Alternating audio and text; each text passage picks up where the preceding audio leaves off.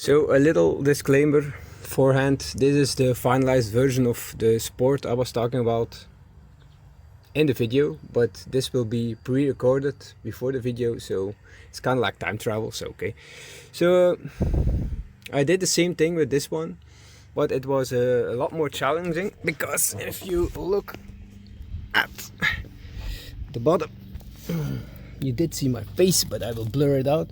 You only have like a tiny bit of space between the reinforced bars, because the sport is really reinforced, to fit this up. I really need to re-rust proof my bolts, but the product is sort of the same.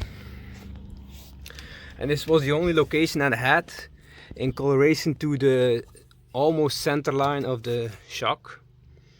It's also farther out because I kept like the overflow bracket and the ECM bracket, because I needed a panel bolted so my spare wheel equipment doesn't fall out. So yeah, also it's broken, but OEM bracketry for the plus wire, because they are OEM fused, so that's why I like the original stuff. Find them on scrapyards if you're lucky, with or without, but I like it without. Also ground connected to the body and stuff, so it all works. And we do all this to get way much more space. Yeah, it's a test version.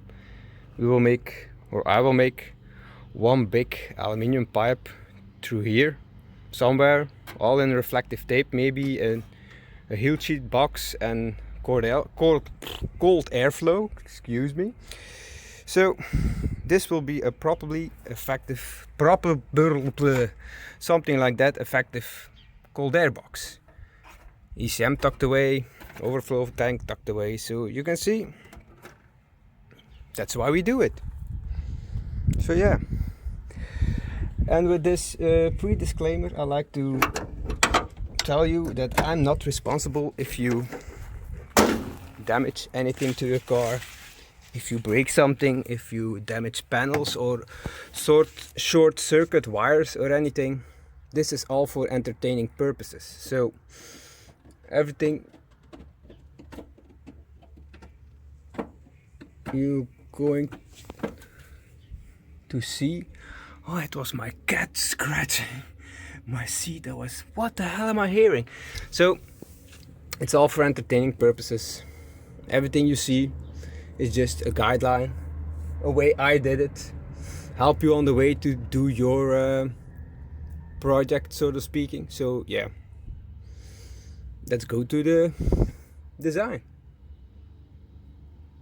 Tools you need: drill to drill out the spot welds, black paint to paint everything up, Christmas bit with cutting oil, very important. If you don't have cutting oil, I think WD-40 will work. Flap discs to cut your tray. If you don't have it, ask your neighbor. Pliers, you never know where you need them. Hardware, hammer, hole punch, markers, big tools for your exhaust, brake cleaner, rust protection, rust stop. Yes, anti-rooi. Scissors for your floor mat, basic tools. So yeah, this is most of what you will need to finish this job. Let's tag along to the back of the car. So testing battery, spare wheel. So basically this is your spare battery tray. Bought it on a second hand, doesn't matter where. You can drill out the spot welds from the rear section where your ECM, ECU, your engine computer goes. You can use the bracket. The front section for the coolant, I also cut it away, because you only need the battery tray. So you can reuse this to mount your overflow tank, and you can reuse this to mount your ECM. Why do I say this? Because if you keep this tray and you keep this and this at the normal place while your space is limited. It's possible to relocate it like this. You can relocate this further here, and then your space is all of this to make a cold air intake. That's why you can keep your original one and relocate everything. Most important thing you also need is a battery ventilation. You don't need to buy those expensive closed gel batteries or whatever. Just buy a simple Farda or whatever, and you always get a block off for one side, and you have to buy a drainage. So going back at the rear, these holes for the upholstery, as you can see, they go outside, like, and maybe you can see my feet. No, you can't. Oh yeah, there's my feet, you see? So you can vent it outside, so you can use whatever battery you want. So this tray goes like, I already kind of marked the spots. It's not sure when I will do it eventually. It's kind of the place. It's a battery term I got from a scrapyard. You can choose whatever you want. So see, this is kind of the place I wanted. So it's like here, it's snug, but you can still fold your seat and fold. Plus, minus, so yeah, it's a start. Looking from the bottom, yeah, I already dropped my exhaust. Here we have the heat shield. We're gonna remove it and see if we are in the right position, because yeah, this is the holes I mean for the battery drainage, where you saw my foot wiggle. Don't drill in this, please. Keep in mind, yeah, to pick a spot, make a reinforcement plate, cover it back up, and put the exhaust back. So now we made a template to not to use to drill holes, but just to see if we aren't touching crucial parts underneath. Everything will be clear when you see the underside of the car. So spots line up, so we kind of have to remember that we are almost in the center of this lower section, and we are on the edge of this drainage. And even I was surprised, because I was kind of happy where the battery was sitting. So if you see like this, not so far from the side, but not close.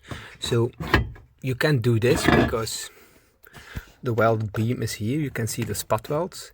And then I almost forgot, when I saw this spot weld and I followed the straight line, I was getting very close. So I kind of made a mistake. I already punched them, and you can see how close I was from hitting a crucial part of the car. So as you can see, this is one, this is one. Kinda, I can't feel it. I can't feel it. Where is it? Ah, it's here, and the other one is here. So if we line up our thing, so this is almost where the reinforcement plate is going to sit. I'm not entirely sure if I'm gonna use this place, or I'm gonna move it some more to the center of the car, because it's kind of close for comfort, but it's still okay. Also my my horizontal measurement wasn't correct. I was just visualizing it in the trunk, but it's still a bit different from underneath. I think the overlapping beams are a bit different, but I'm happy I didn't touch this, because when yeah, you know what I mean. So you have to be very careful putting it closer to that side. What it was kind of impossible, could ruin this point for the heat shield. So I kind of like where I'm going to drill holes, but I'm may gonna shift it some more to the back and to the middle. Like maybe I'm gonna land them here and here for good measurement. Those two I'm gonna just hammer back in. But yeah, that's why making a silly template is kind of important, so you know where everything's going to land before you do whack dimples inside of your panels, or you start drilling and regret you drilled holes. But yeah, let's go. So for the next step, I drilled the holes, and it was not for the intention to loosen up the sound deadening, but with the previous dimples right here, I was hammering them back to get a flat surface. And while I was doing that, I was kinda loosening up the sound deadening, because the car is 18 years old. As you can see, it's kind of was becoming loose. And you know that satisfying feeling when you can peel off those crispy layers without doing effort, because it's freaking stuck everywhere. And so I was kind of breaking them up, and I told myself, don't freaking do it, and I kept doing it. And but I taped them all together, and I'm gonna reuse them, because I like the high dampening surface to mount my my tray. So I'm still gonna reuse them. Not sure how, but they're still kind of intact. Keep it. But I use this Crispus 3 drill bit. It's in millimeters, like 6, 9, 12.5, 15.2. It's weird measurements, but they always kind of seem to work for me. You can also use those cheap ones you can buy on Amazon or eBay or such, but I had lots of luck with this one. So I drilled them out to 9 millimeters. I also drilled those out. Well, those two were big already, and those two were also like what are they? Like 9-ish, because I'm gonna use M8 bolts and nuts. So it's gonna be sturdier than it's in the engine bay, because there they only use like M6s. So with M8s, it's not going to go anywhere. You can use M6, but because those holes were already that big, but you can drill some other holes, use M6s. I kinda like the feeling of using M8s, so I got like some scrap bolts I used for seat rails. They kinda do the trick with some nuts with washers on. It's a lot of thickness you will add to the bottom. Also, I found some stainless piece of where is my template? Never mind. So I'm gonna use a small portion of that. So kind of a strip to reinforce the bottom. So this will land here. And as you can see, it's very close, but maybe I have to shave them down. If you look at the the height of where the battery is going to sit, it's almost equal to the bolts. So I'm maybe gonna shave them up just a little bit to get them flush with all the rest, so they kind of sit tight. So that's for the next step. One thing I can recommend, where is my if you use a Christmas bit like this, is always safer, because when you I just like them, you do whatever you want, whatever holes you want to do, but you get on the other side, you get like metal shavings, and sometimes they are hard to get off. I just take this in my hand, with gloves or not, and then I just push them in the hole and deburr them. But you can use a deburring tool, but I just deburr with this without getting the risk of making the holes bigger. And then I use some Brunox rust protection. This thing, the rust stop, or the anti-groei, or the corrosiebestrijding, or the rust stop plus primer. Because yeah, you have some bare metal touching the elements of everything, and you don't want to get those holes even bigger. So just put on some rust stop or whatever. The other side I will coat again when attaching the stainless plate, so maybe a thick layer of that Brunox thing, and then smash it into the panel so there's a layer of rust protection between it. I also, so this is the plate that goes up.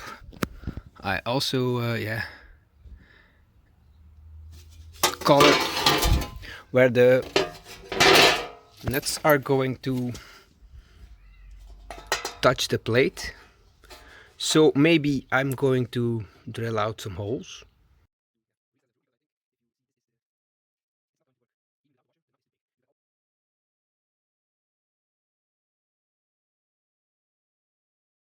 Also, yeah, no, sorry for camera movement, but don't eat, just drink and you won't get sick. So if you see the bolt, and the bolt goes like through, for example, that's a long freaking bolt, so the bolt will be cut eventually. So if you have shorter bolts, even better, but I'm gonna cut these. They are just from another project and they are pretty damn strong, and I'm just going to reuse them for this project. So if you're planning to cut bolts, please just put the nut on first, so when you damage the thread you can save kind of the thread by winding off the nut. It's also easier to cut it, and you know kind of the thickness you want it to add. So you add the thickness of this sheet, you add the thickness of the bitumen, this sheet, and the stainless sheet. So yeah, it's all in an average way. So yeah, I'm happy with my new location. I'm gonna reattach my satisfying peeling job I now regret. But hey, I got some shiny new holes to look at the floor. Whoop whoop. So this is where we are now. Just painted it black. It's not perfect whatsoever, but it's just better than rusty. Painted it all black. You will see why in a couple of minutes. Cut this out. So the height is almost the same as the lower spot, so I didn't have to mess around with everything else. Did fit my puzzle bag with the double-sided tape and some paint. Flattened the tops, also cut them, ready to be mounted. And a quick and handy trick if you're doing stuff like this in a cheap way. So I used some old speakers as magnets, so now the panel stays nice where it is. It moves a bit, but that's okay. I coated the top side with Brunox, so if it sticks, it will leave a film so no debris can come between it or water, so the panel can rust. A little washer here. So now we just have to mount everything and yeah, attach it, and maybe give it a coat of rust protection or paint or something, fit a heat shield, and this part of the challenge is almost over. So here we go. This is the finished product. I forgot to videotape all of the underneath part of the build, but I took some pictures, so I'm gonna magically add them here somewhere.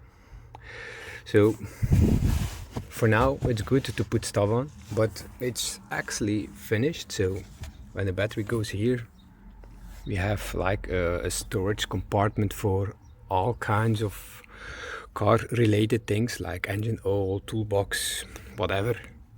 So if you work up in height, I think everything that's now sitting in the width can be just in one corner, saving up some space for other activities. So now we have to sneak up a plus wire in the floor panels, and we have to choose some ground points to we have some other behind. We have to choose some ground points to ground the battery. So fun things to be happening. For the next step, I ordered this one. This is the part numero from Demon Tweaks, England. It's to connect your positive battery cable from your engine bay to the interior. Comes with a nice big washer, but you have to cut a big hole into your bulkhead if you're up for it. Does work great. I have it on my other build, Battery Relocation build, and it does the job. So in my other build, for your right hand drive people, I don't know if it's possible to do it this side, but I went all the way up into that corner and you have a free spot over there. Gonna put my light on, maybe it helps, yeah. And I drilled there. I routed the cable all the way over, like kind of my amplifier cable, and ended up here connecting my my plus wires. I don't think this time this will be the option, because I did it when the engine was out the other time, and this time I want to try it like most of you will gonna do it with the engine in the car. So my best guess is where I drilled a hole for the amplifier cable. And also for your right hand to drive people, you won't have the brake booster and all that kind of messiness in the way. So if this spot is the best option, it will be the best option for both right hand and left hand drive. So I drilled way up there. It's kind of close, but I followed like spot welds for the clip you see for the brake lines and stuff, and where the clutch line lives. If you follow that inside to the car, you can see that it sits, or it lives, in a very nice place right here. So maybe I'm gonna re-drill this hole somewhere around here, not make the existing one bigger, because then I'm gonna interfere with the clutch assembly, but maybe some more to the left side, and then everything will be somewhat sorted where it is, because my amplifier lives under my seat, so everything will be tucked in nice, and the plus cable can run through the pillars to the back. So yeah, that's my plan of attack. I used some, well, I found some, I think it's from an I think it was some sort of BMW. Either way, if you want to use scrap cables and not buy them new, look for rear-wheel drive cars with the battery in the trunk. So then you have fixed studs. If you find some other crap, you can use it, but I think I'm gonna use this one. This one is, I think, way too long, but in the end, when I finally have some nice crimping tools, I can always cut off the overlength and make my own, how you call it? My own terminals on the cable. So yeah, we'll see where it goes. So my plan of attack is remove the battery, remove everything around it, and see how we can drill the hole.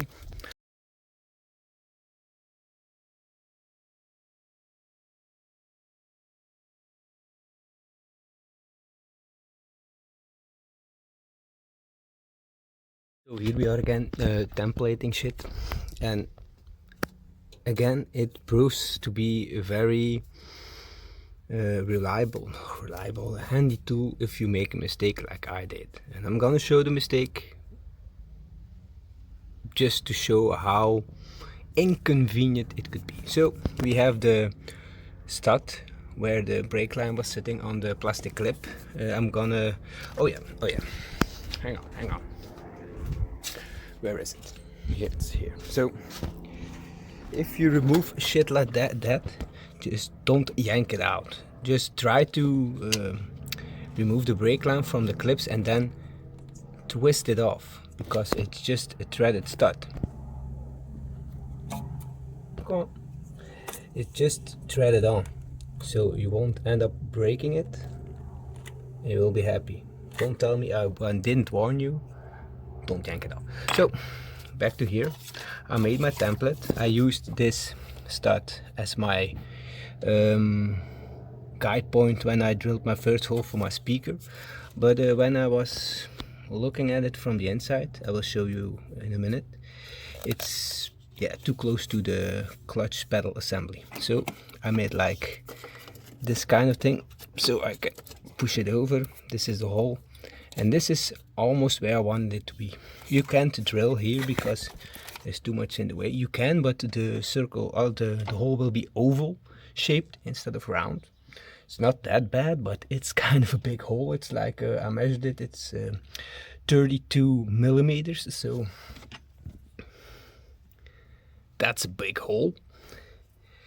So eventually I did redo it because I want to plug the existing hole just with a grommet, but this template, they were way too close to each other.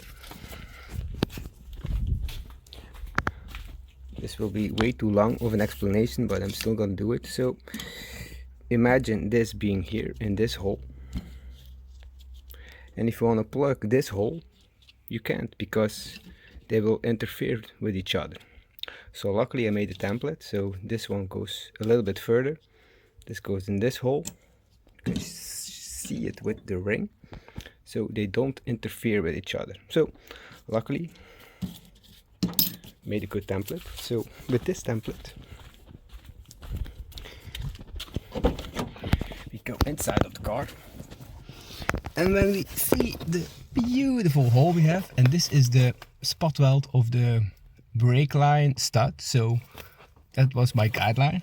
So if you can see where we end up landing, so here is the hole, there is the stud, so it will end up there in a good corner, and still a manageable spot to drill a big hole and not interfering with any clutchy things, and you can put it behind the floor mat and stuff. So yeah, then route it. Okay, off we go. So I've pre-drilled from the engine side just to have pilot hole. So now we're gonna use the Yeah, the big mama. I greased her in with the cutting oil and we go from the inside. Just gonna record it in case something goes terribly wrong. And then I can have a good laugh, I guess. Let's hope for the best.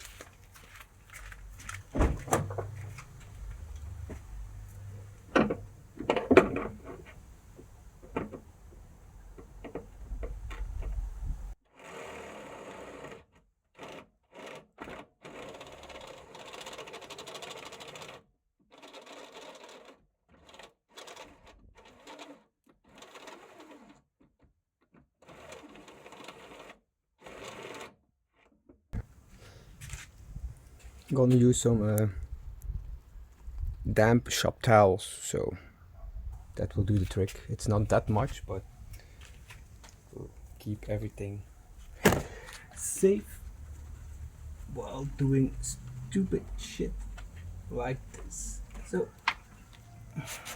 let's go.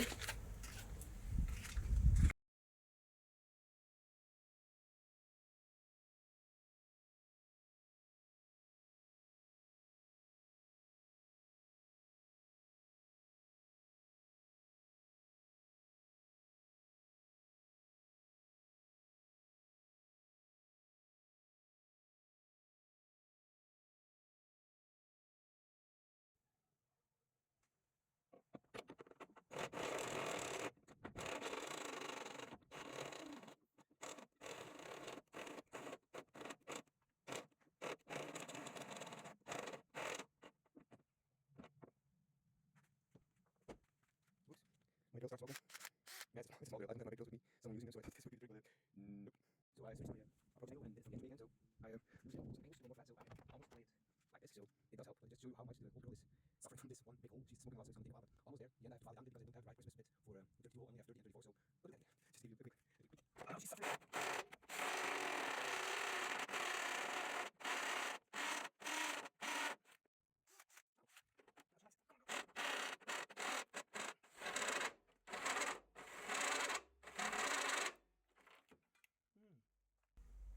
Oh yeah. You can't see it on camera, but she's really smoking. The hole is finished. Now I'm gonna just assemble everything, make my own brackets, show you the end result. I'm not gonna explain how to make a bracket, how to do this, how to do that. That's your own preference, your own style, how you want to do it. Everybody's final approach will be different, like laying the cable inside the interior and so on and so on. One thing to mention, thread it from the outside to the inside, so you can have a nice bead of silicone here, and it's like this, so it's good, it's protected against the elements. Don't put it the other way from the outside to here with this silly thread that won't get any water out. So simply said, use it like that. I'm gonna put it in so you can see on the inside. So that's the end result. Here I'm gonna run a cable somewhere to here, so the positive, or maybe I can just mount it directly. Oh, that's interesting. That's something for later on. So the cable lays nicely behind the floor mat, inside, comes out where the bung is, so everything worked out perfectly. We're gonna close the floor mats like this, and it will all be protected. This time I choose to run my cable like, if you have these protective, use them, really use them in tight spots where you have bends and corners. Like here, it's meant to be here, it's not gonna wiggle around, but like here you have a loose part on the B pillar where the seat belt is, so be smart, protect your cable. So I run it underneath my back seat. It was a preference and the cable was long enough to do so, so ended up here. Used some extra protection because it was kind of short and my other one was way too thin. So it really ends up nicely where the battery goes. Sorry. So I don't have a lot of slack, like here will be the positive terminal in that bracket, so it kind of fits well. I don't know the length of the whole cable, forgot to measure, but still that's also a preference. You can run it to the backside in your trunk, like in the boot space, you can glue it there. So it's all preferences how you want to do it. So now I'm gonna assemble everything and show you the end result. The finished product. It's in there. Doesn't take that much of boot space. Positive, negative, routed through. I used seat locking to ground it because I had 3 points on a metal frame to divide more ground, so car starts, no problem. Here you have the battery vent. People use the battery vent. Here you have block off included in a battery. This vent goes to the middle hole of the carpet, and that hole almost accidentally lines up to here. So battery is vented. Points for me. Maybe I'm gonna use some carpeting or stuff to make a nice panel to fit my premier secours. But hey, let's check the front.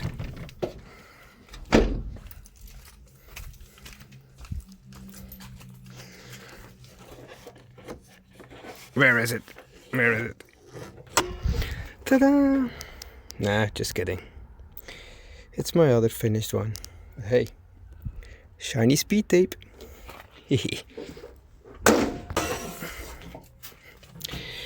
Here we have it, finished product. It's not the finished product because, yeah, you see, ECM boxes here together with the overflow tank, mounted them together.